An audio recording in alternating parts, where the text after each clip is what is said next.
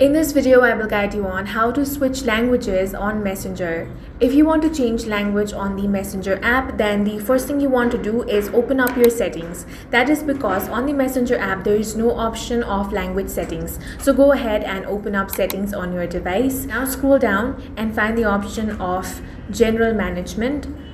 Here, select Language. Now, you need to add a new language that you want to switch Messenger into. So go ahead and tap on the Add Language option. From this list, select your preferred language.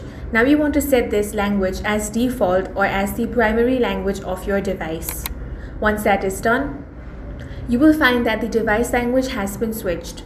Now you want to open the Messenger app, give it some time to update the new language. Now, once the Messenger application is opened, you will see that the language has been successfully changed.